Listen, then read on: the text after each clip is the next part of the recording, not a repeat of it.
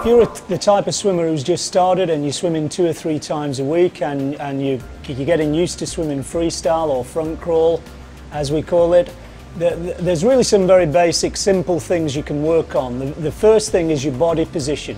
What you need really is you need your body position to be as flat as possible. So a good way of doing that is to just push and glide and get used to that position, and then to introduce your kick. And eventually you can do that holding a kickboard. So you get a nice flat body position and you develop your leg kick. The second thing I would say to work on is your breathing, right? And one of the best drills for breathing is to do what we call single arm freestyle.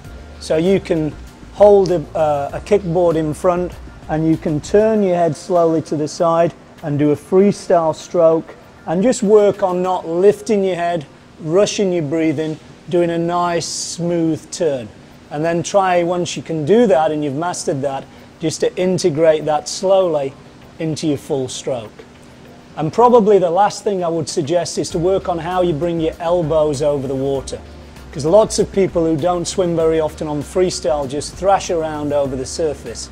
You watch all top swimmers, they do a lot of work on lifting up very high at the back of the stroke, keeping the hand loose, and just bringing the arms slowly over the water.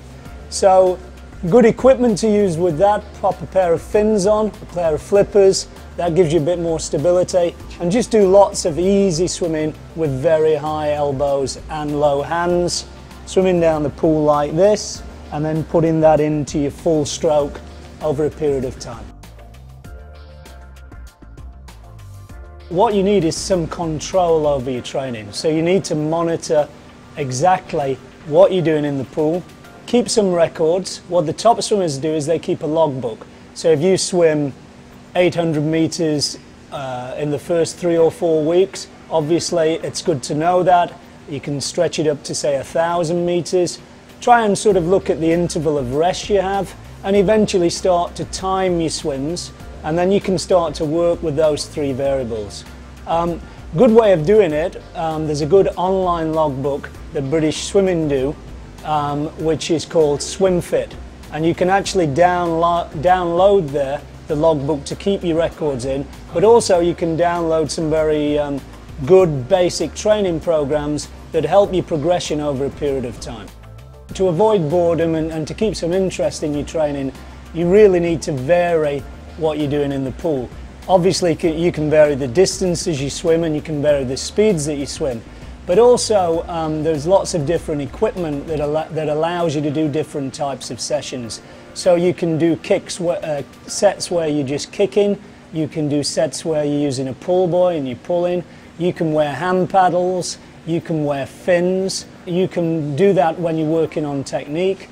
A good way to work on freestyle is to wear a snorkel, the type that goes over your head, and you can integrate all those different pieces of equipment within your training sets. So a little bit of sort of careful thought before you go to the pool each day. Say, okay, I know what sort of distance I want to do, but how can I make this a bit more variety today, a bit more challenging, and improve my technique by using equipment. It's going to help you swimming, and you're going to enjoy your training a lot more.